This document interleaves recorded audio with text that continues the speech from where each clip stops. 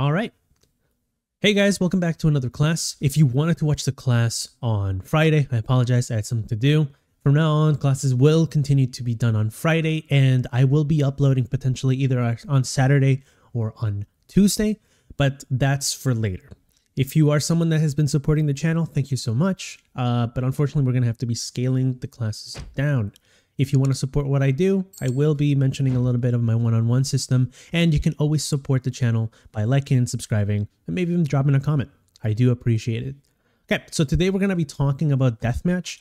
I've been having a lot of students, I've been talking to a lot of teams, and they all seem to be doing the same thing with Deathmatch. They all seem to be just playing in and warming up by looking for as many kills as possible, and they build bad habits by doing so, and they're always wondering why they can't warm up fast enough, or why they're building such terrible habits, or why it doesn't translate over. And the main reason for that is that these people are not trying to challenge themselves. They're not trying something new. They're not trying anything different.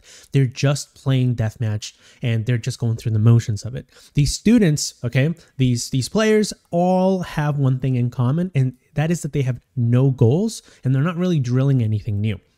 Today, I'm going to be giving you guys what my thoughts are on Deathmatch and things you should be doing on Deathmatch. There's a lot of videos on this topic already, but this is just kind of my take. And basically, I'm going to be giving you a bunch of different drills that you can use on Deathmatch. If you are someone that doesn't like aim labs or maybe, for example, Kovacs, and you want to do something within the game and just want to practice in the game itself. Big reminder, though, that the game does require you to, be patient with it, right? It requires you to be patient. It requires you to still have fun while you're doing all this stuff, because if you are still getting frustrated that you're not hitting your shots despite the different modifications that we're going to be adding onto Deathmatch, then maybe, just maybe, you need to take a break, okay? If you're getting a little tilted just from Deathmatch alone and just practicing, then there's something that you need to do on this side. I recommend just going outside, maybe, for example, just playing a single player game, playing with friends, all of that cool stuff, right? Let's get on to the video. The first thing we're going to be talking about is why drills matter. In particular, I'm going to be mentioning just some scientific backing as to what I'm going to be talking about and why these drills are useful. And then I'm going to be covering all the drills. After that, we're just going to be talking about some extra things you can do if you want to make it more challenging, if it's too easy for you, or if you want to practice a lot of things at the same time.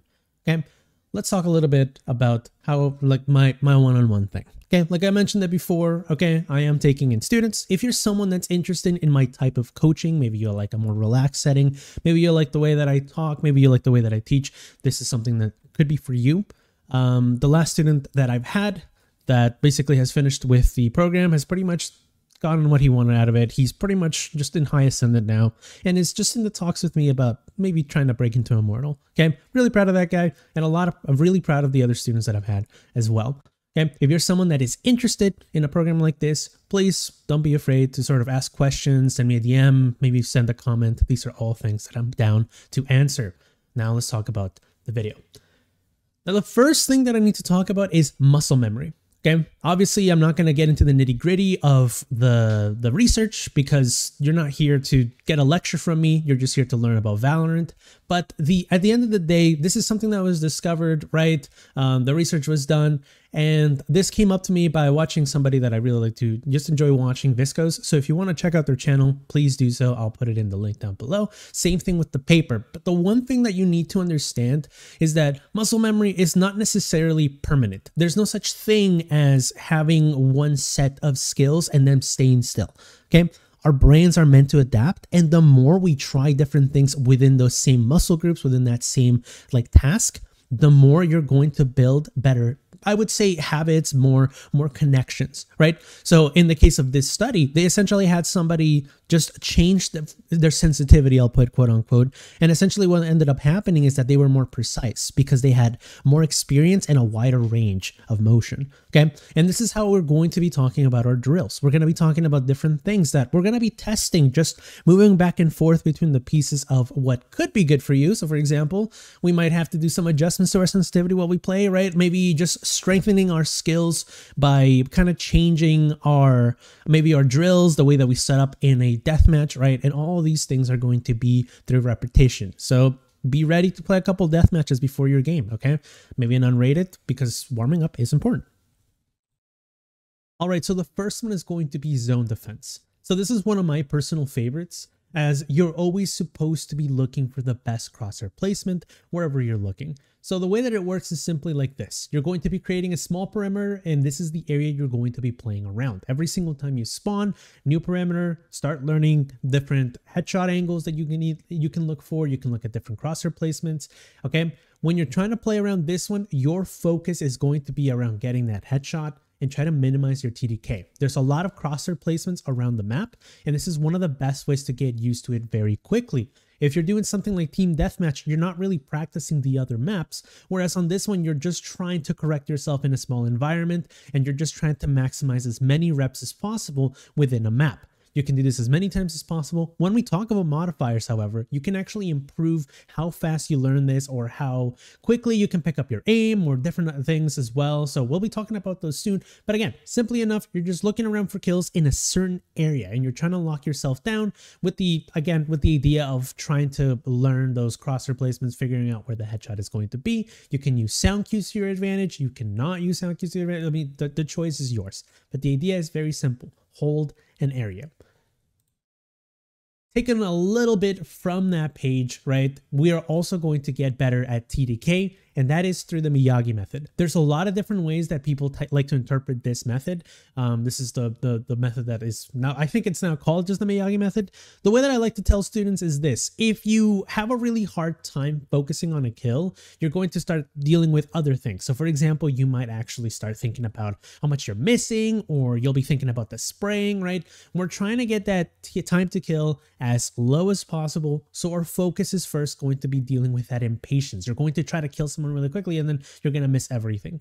Sometimes you'll get jumped by the opponent, and sometimes you only have one shot to really give, and it can be give or take. It's 50-50 whether someone will tell you it's better to just take the shot, but in my opinion, it's better to just take that one well-placed shot, because you were just going to lose in the first place, so you might as well try to really aim. You're going to find that in this clip, right, I'm just trying to get that shot. But here is the kick. A lot of people have different ideas and interpretations of how the Miyagi method works. For me, it's simple. You give yourself a limit, a cap on how many shots you can take on an opponent. So for example, let's say that I'm dealing with this one right here. I can only give myself 3 shots, for example. And if I miss all 3 shots, they can do a couple of things. They can kill me, I can run away, I can look for another opponent and reset my 3 kills by looking for them, right? It's not my 3 kills, my 3 shots, right? So what you're trying to do is avoid thinking that just because you have a whole mag, you can just spray it. Sure, there's actually a lot of importance in still throwing bullets out there and tagging people and hitting them in the body. But in a 1v1, you know, if you really want to get better, just hit those headshots, right? This is more important in lower elos because they all tend to spray, they all tend to crouch. And if we're all panicking because they're spraying at us, we're going to get nowhere. Just make sure that you're just practicing that patience. Those shots that they're throwing at you, they're going to mean nothing at the end of the day. Just learn to get shot at and just take your time, right? Like this guy right here. He had a perfect opportunity on me. I just waited for the right shot and I took it. You're going to try to use this as much as possible. And ideally, over time, you'll get more comfortable with being more patient. This isn't about calm aim or anything like that. This is just about you just learning that you have more than enough time. Whether you want to be erratic in the way you get your shot or not is completely up to you, but you have a certain amount of shots. Try to keep it simple. I like to use 3. If you're new at this, use 5. Right? Like when you use the Guardian, you only need 3 in the body. So you can hit all 3 in the body if you need to, right? So that's the way that I would go about it. And that's the way that I would tell other players to kind of get used to the Miyagi method. Okay. So now back to that zone defense thing. So normally when you're playing in a zone defense and you're learning the Miyagi method, right, these are drills you can compound together or put them on something else. But what about things that you can easily transfer onto a game? A lot of times you just have to do what maybe, for example, other pros do and just shadow box. Pretend that you're doing something in a real game. And that's where the whole attack defense simulator comes in. Essentially what happens is a lot of players tend to struggle in winning and carrying matches because they have only their 1, right? Getting your 1 is cool, but that's not enough. If you really, really want to get good, you have to master both the attack and the defense side of things. And that's the bread and butter. You have to learn to attack and you have to learn to retake, or you have to learn to hold. These are the maybe 2 or 3 components that you really need to master. When you're using Deathmatch, the maps are the same. Nothing really changes. Unless, of course, you get a map that's completely out of the pool. I understand. But what I need you to focus is to just pretend that you are in a scenario, okay? To me, I think you're going to have a really hard time at the beginning just conceptualizing it. Maybe you're not going to role play or whatever in your head. But the way that I really want you to think about it is simply like this. You start in a spot, you either start in a position that looks really good for attack or really good for defense. You might even start on a site. Depending on what you're planning on doing, you can do something different. So for example, in this clip right here, I actually spawned on heaven and then I dropped down on heaven. I cleaned someone up over on hell. And then I started, doing my rounds here, just kind of looking for cover and pretending that I'm going to be hit from multiple spots. And I did. Obviously, it's not the most ideal scenario. Obviously, there's things like multiple opponents. There's people that could spawn behind me, right? It's going to get a little bit annoying really quickly if you are not clearing your corners before you start your drill. So start your drill after you've done a little bit of clearing because you'll spawn and someone will spawn right behind you. That's the only thing, okay? Other things that you can look for is avoiding picking up any HP from opponents. That is a thing that I see a bunch of people do because they don't understand that the reason things don't transfer over is because they'll look at their HP and they have 20 HP. And that's not how it really is in Deathmatch, right? You're always at full HP. So it always feels like you can take that 1v1.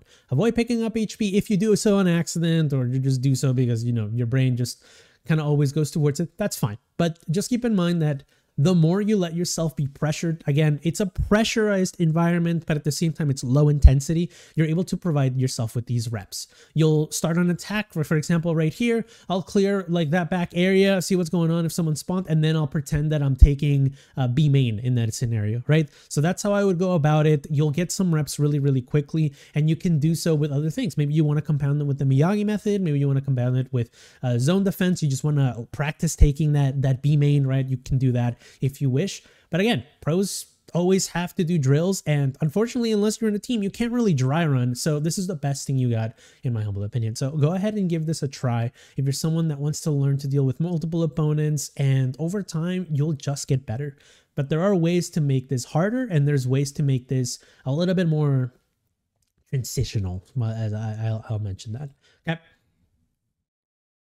So what about weapons that you tend to use very often? So for example, let's say that I am on Ecos, I pick Sheriff. Let's say that I am on half buys, I buy the Guardian or the Bulldog, and then I am actually on a rifle round, I buy the Vandal. When you are playing, obviously, I'd like for you to sort of gamify on already, settled game, but the way that I want you to think about it is simply like this. You're trying to master the core weapons that you tend to use. If it's the Spectre and then it's the Guardian and then the Vandal, okay, so be it. But you're still trying to master the weapons you use the most of the time. And usually I recommend people to just do something like Sheriff, Guardian, and Vandal. You can actually do this in Team Deathmatch if you wish. But the point of this one is you're trying to just win. You start 10 points and then you move on to the next and then you move on to the next. And the reason that I kind of give you this like 10-point system is because some people don't even get to the Vandal. Some people don't get to the Phantom, right? Some people don't actually, maybe for example, they do Sheriff, Guardian, Phantom because it's their weakest, and then Vandal because it's their strongest for the win, right? Like the final stretch. Some people just don't get to that.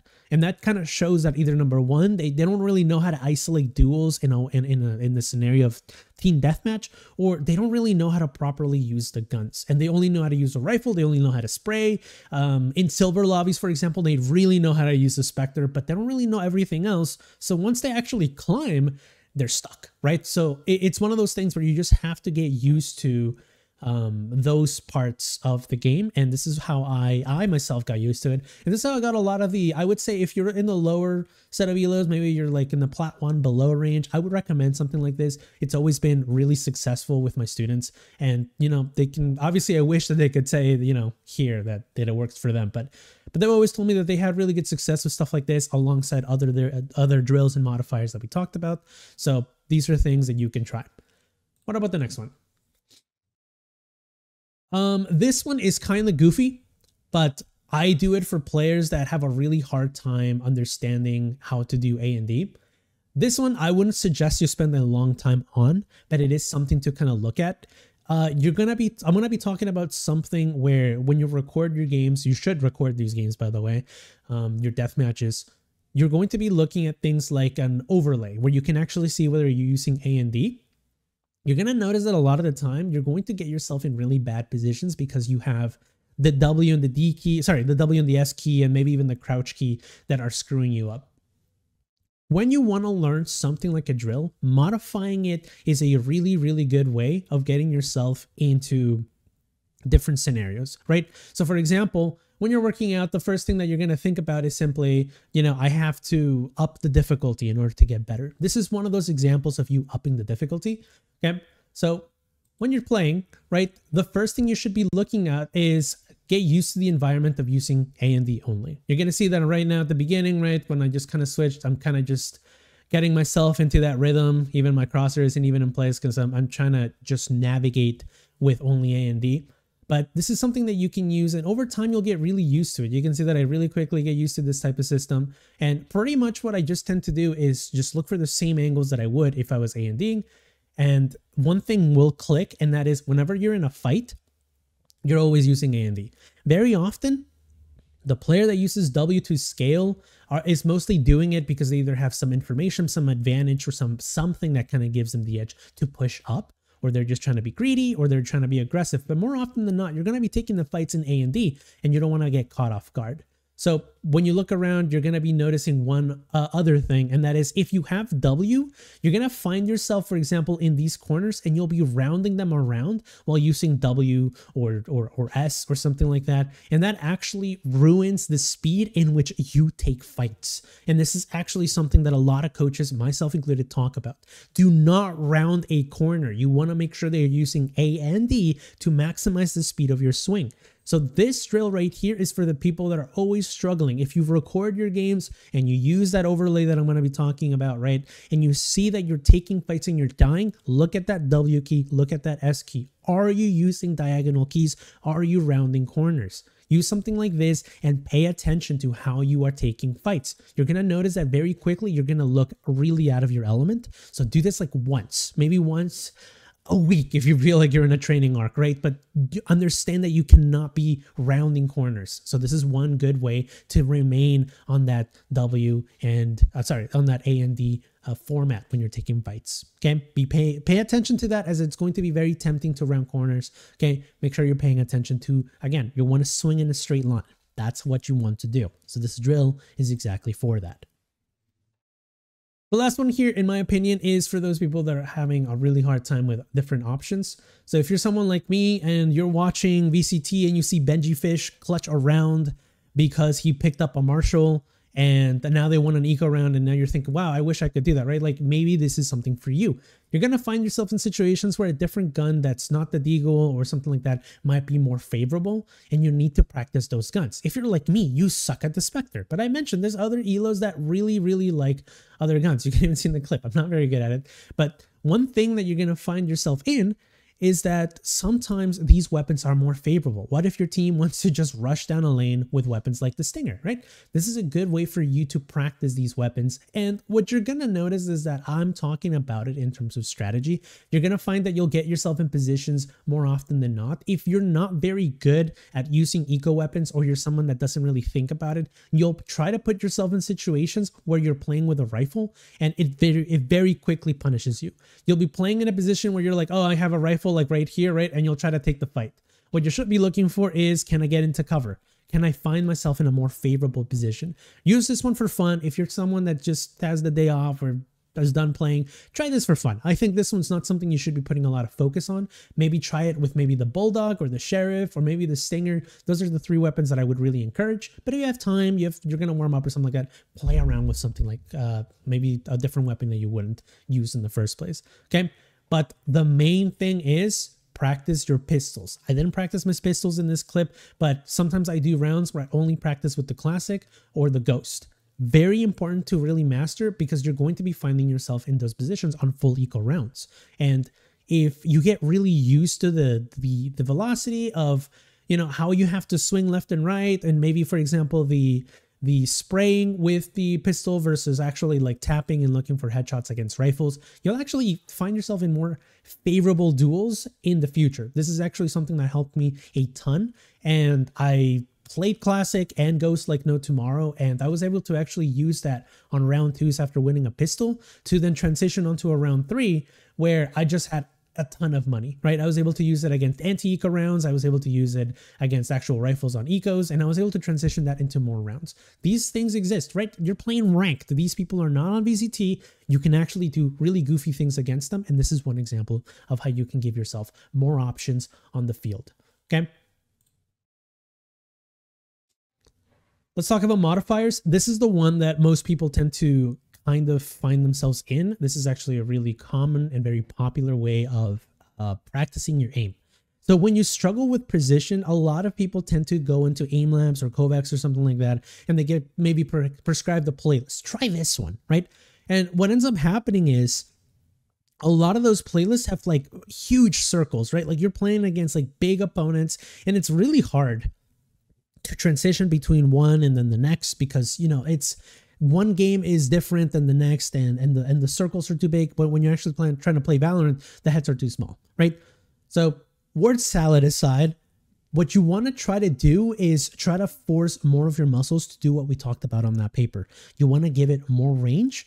And while at the beginning it may feel odd when you're playing with something that's faster and then you go back down to your original sensitivity, okay, you're going to find yourself giving your brain more of a chance to sort of learn, okay? Repetition is key, and this is why I think 3 games based on whatever challenge you want to do, whatever drill you want to do, is really good. Start at 2 times and then gradually go down to 1.5 and then your normal sensitivity. Basically what you're doing is you're giving your muscle groups a little bit more range, and you're giving your brain a little bit more range to learn. The whole point of this is the term that we looked at, reconsolidation, which is just simply you kind of giving your brain some time to mend these new actions. And this is how you're going to get better. Okay. Practice kind of expanding your sensitivity, just kind of giving it a little bit more range. And then that way you can go back to your normal. It will feel weird at first. I'm not asking you to change your sensitivity, period.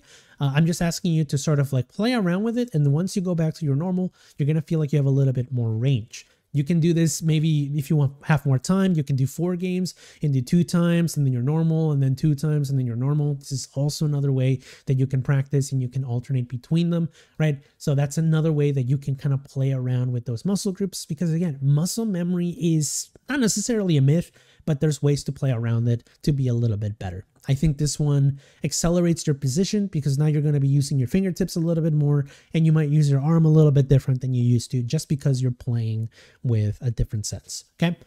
What about other ones? Another modifier that I'm a huge fan of is all those clips that I showed. I actually was doing them with no sound. Okay.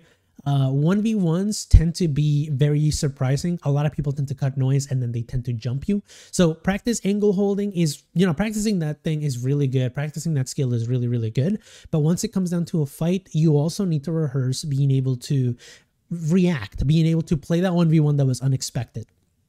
Cutting your sound, cranking up the tunes, right? All of these things are really good and really important for getting yourself in unexpected duels and trying to see if you can win. Okay.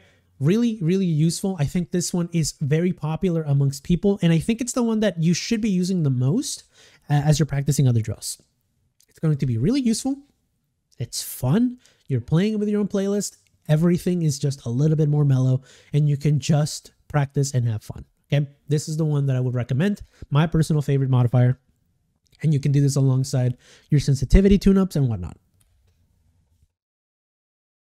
Other things, this one's for the people that have a hard time dealing with that crouching. There are scenarios where you're going to be playing and you're going to find yourself that you're not crouching in your death matches, but you are crouching in your actual matches. Okay.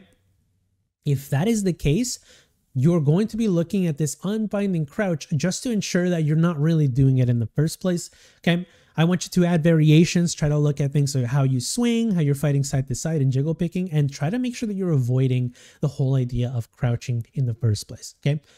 If it makes you feel any better, there's people that still do that in deathmatch and in actual game. So don't feel too discouraged by the fact that you may do it in one and not the other. But the one that you can use unbinding crouching for is actually playing it in an unrated, which I'll talk about in just a second. So you can actually use unbinding crouch in a lot of different scenarios. I don't think, well, here's the thing. I think it's ironic that you need to remove a key to use more keys, right? Like, how does that make sense, right? So the way that you need to look at it is simple like this. Removing one part of your habits is going to encourage other habits in place. And this is where we're going to be talking about a live setting. Jumping straight into ranked is a very, very bad idea. I do think that if you do not have the time and you have other things to do, you're more than welcome to do so. But if you have the time, if you want to put that time aside and you actually have it, this one's more of that privilege for those people that do have that time. Try to practice it in an unrated. Try to see how you push into a site. Try to see what areas you're looking at, right? What are you doing differently? And just play around with the same things that we talked about. Use the same skills. Maybe you want to try the Miyagi method here. Maybe you want to try different things like just playing retake and leaving sight and always practicing that retake. It's going to get annoying really quickly because you're going to notice that people in swift plays and unrateds are a little bit, less serious. So you will find yourself in scenarios where people just want to have fun and you're taking it seriously. Don't pay too much mind to it. Learn what you get from it and extract from it, because again, it's a low intensity area. It's a low intensity zone, and you can use that just to kind of drill. Again, you're just trying to put yourself in a scenario where you're just drilling. You're not really playing you're not really playing a ranked match. You're just trying something different. Okay. So last but not least, I'm going to remind you guys about what I've been saying. Okay, I've been talking about this thing. Look up, if you're someone that uses OBS to record, I encourage you to look up a plugin called the keyboard overlay. When you record your games, you're actually going to be able to see what keys you're actually using. And this way you can actually practice what you've been thinking about. Maybe, for example, you notice that you have a really hard time distinguishing whether you're doing good movement, you're actually counter strafing, or you're stopping in time, right? Whether you're counter strafing or not, and maybe your aim, right? So you can actually isolate which component you're doing wrong. Maybe, for example, you're looking at the clip and you flicked wrong, but you actually used an extra key in there that you shouldn't have. This is a good way for you to practice, and it singles out any movement or aim problems that you may have. If you notice that both of these things are fine when you're reviewing your own games, then it's probably a positional problem. It's probably a game sense problem. And instead, you should look at it as that instead of I should have just hit my shot. Okay. So with that out of the way, right, make sure you record your games, review your deaths, and then just watch where you make those mistakes after you die. Okay. Really useful, really important. And I think that's the best way to kind of play about it. So why am I talking about this whole thing? If you're not really passionate about the game and you're just playing it for the motions and you're just going through it, that's fine. But if you put this extra little bit of effort into it, I can assure you, you will improve insanely fast. Okay. Passion for the game is what drives gaming and competitiveness as a whole. And I think this is one way of looking at how invested you are, right? If you're not willing to do something like review your own games, and you're not as invested, so that means your progress will be much slower. But again, it's also a thing where people just have that privilege of time. So if you don't really have that time, then don't take it too hard. But if you do and you're not doing it, there might be something there you could try. Okay? Have fun with the process, right? Rome wasn't built in a day. Take your time. So that out of the way, we're going to be concluding this. Thank you guys for watching. Yeah, and I'll be seeing you guys soon. See you guys next Friday. Bye, guys.